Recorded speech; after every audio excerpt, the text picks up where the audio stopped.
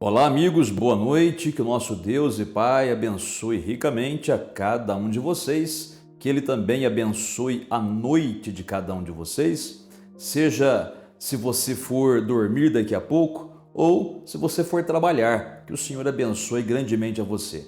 Como você passou o dia? Como passaram aí no trabalho? Como foi o dia de vocês? Venceram? Lutaram e venceram? Glória a Deus! Ah, pastor, você vai dizer, eu lutei, mas olha, foi um dia estressante hoje, foi um dia cansativo, o senhor não sabe a pressão que eu tive no trabalho, a pressão que fizeram em cima de mim, você não sabe como o maligno tentou me fazer desistir, como ele tentou atingir a minha mente com seus dados inflamados, para que eu abrisse mão de tudo, para que eu me entregasse, né? E sinceramente, pastor, você pode dizer, né?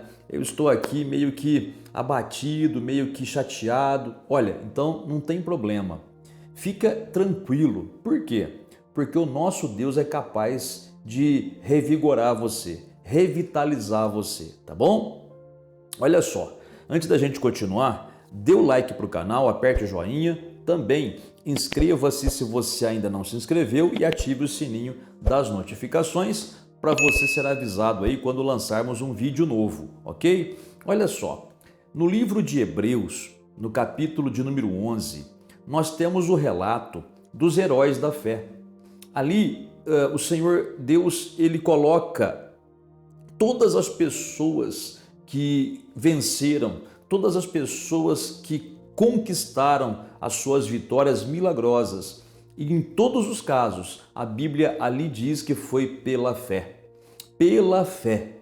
Pela fé, Noé, pela fé, Abraão, pela fé, Sara, pela fé, Moisés. E aí vai citando todos os heróis da Bíblia que foram seres humanos, gente, como você e eu. Tá? A Bíblia fala isso.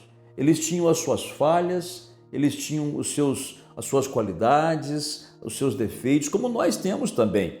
Mas eles tinham algo em comum entre eles, a fé. E a própria Bíblia, no livro de Hebreus, ela define a fé, né? Ali há a definição de fé, que diz assim, Hebreus capítulo 11, versículo de número 1, diz assim, ora, a fé é a certeza de coisas que se esperam, a convicção de fatos que se não veem. Então a fé é a certeza de algo que Deus prometeu, embora num primeiro momento a gente não veja essas coisas com os nossos olhos, a gente não sinta com o nosso tato, a gente não ouça com os nossos ouvidos, quer dizer, não temos prova física nenhuma, apenas a certeza em nosso coração que aquilo que Deus diz é realidade.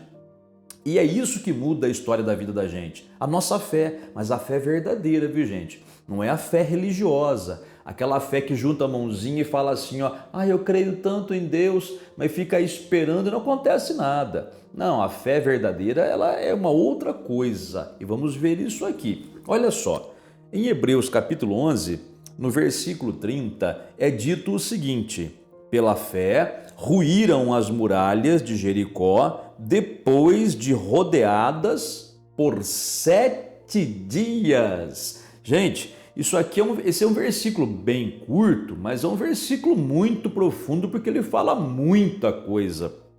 Então, Deus diz aqui, pela fé, as muralhas de Jericó caíram, ruíram, como diz, né? Depois de rodeadas por 7 dias. Então, ouça bem, como que foi a história de Jericó? É o seguinte, Deus havia prometido para o povo dele, o povo de Israel, que a terra de Canaã, toda aquela região de Canaã seria deles. Então eles teriam que entrar na terra, lutar por ela, não é?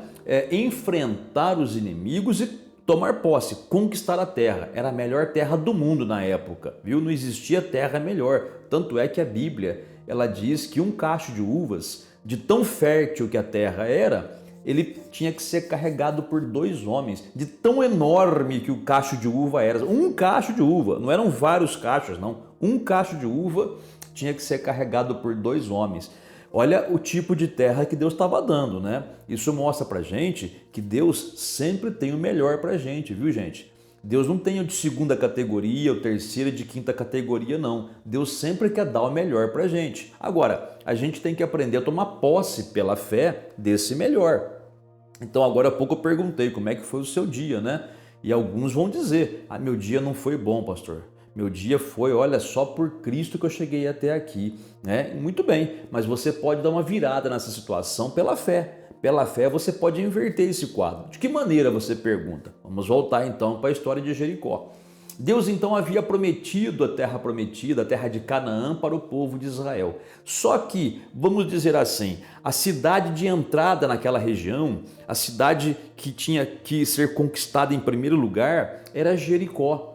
Só que Jericó era uma fortaleza, era murada, os muros eram altos e largos. Nunca ninguém antes de Israel havia conseguido conquistar Jericó. Nunca ninguém havia conseguido invadir Jericó. Todos que tentaram fracassaram, porque, humanamente falando, era impossível, devido à espessura das muralhas e à altura daquelas muralhas. Então não tinha jeito. Mas Deus havia prometido: eu dou Jericó para vocês.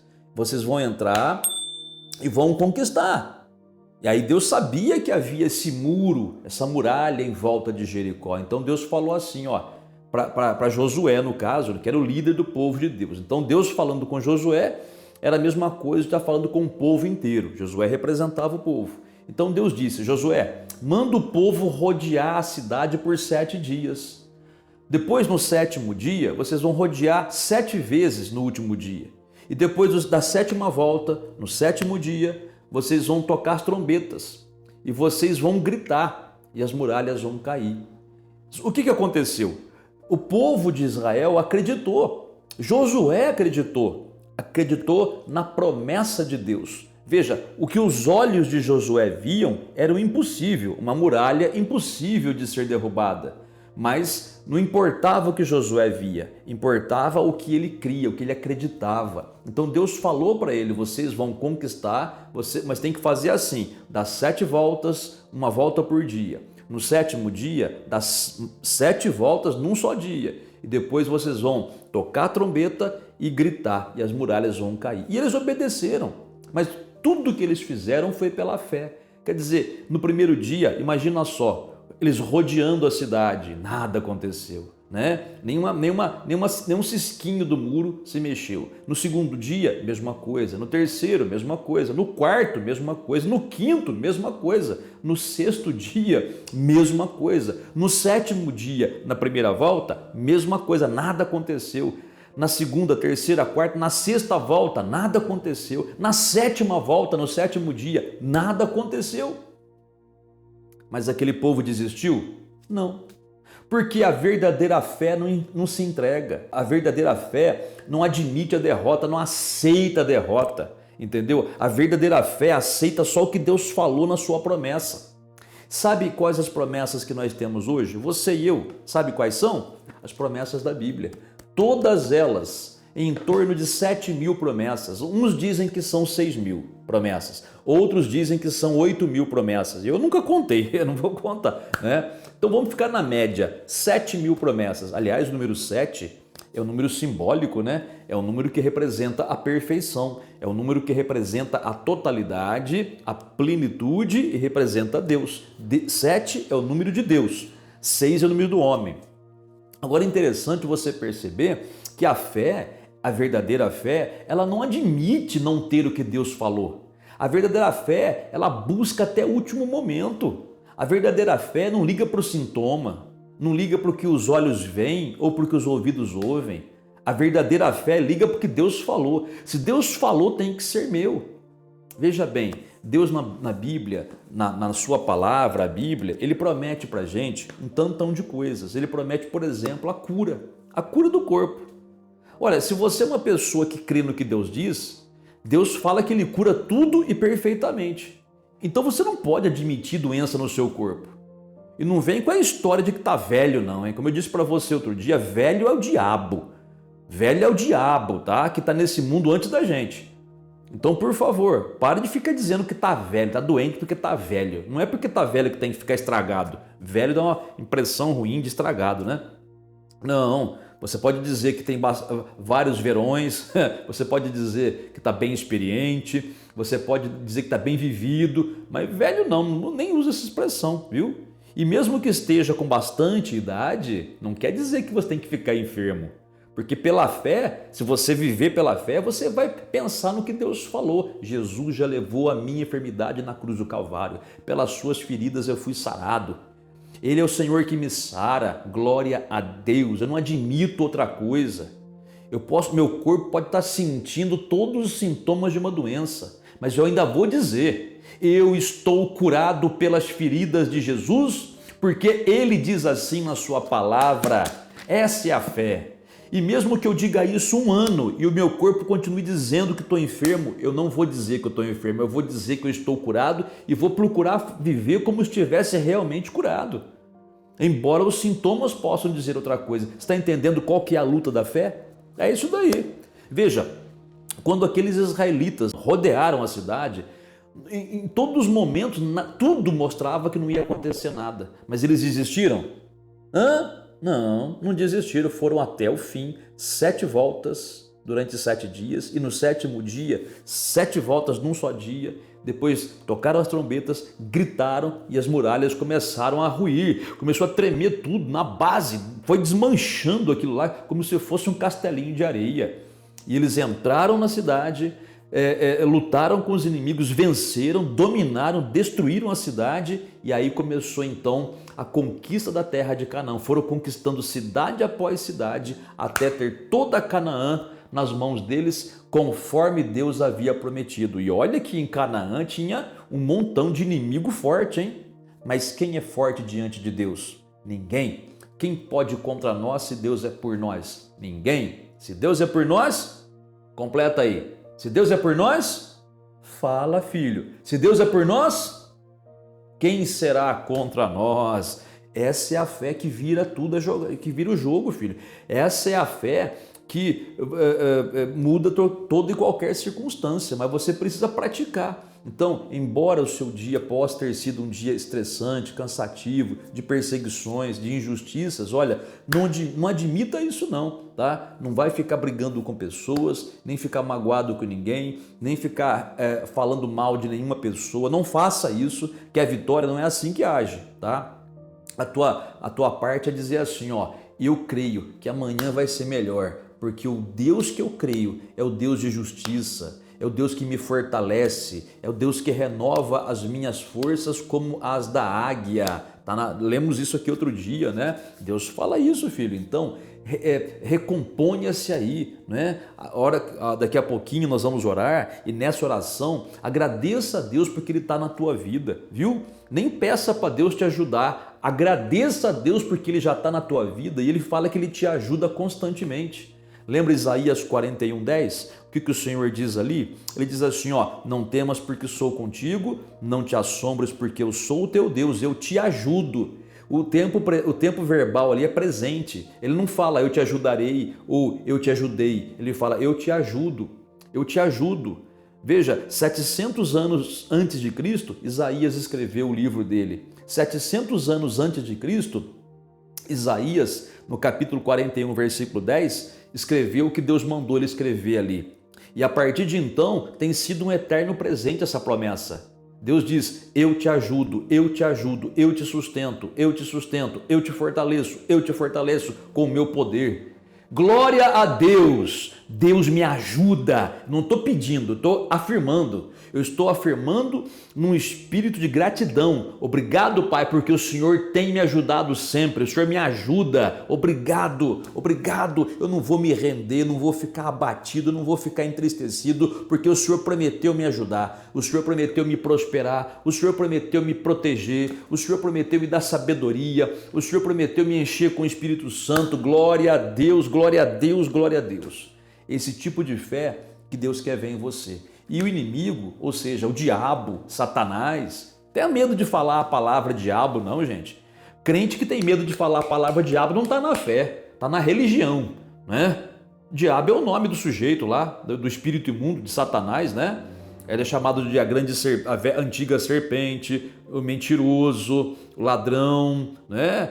O diabo, enfim, não importa. Ele é o que ele é, o diabo, mas está repreendido em nome do Senhor Jesus. Então eu digo para você, alegre-se, porque esse Deus do qual nós falamos um pouquinho agora é o Deus que está na tua vida, se a condição essencial, né? Se você aceitou Jesus.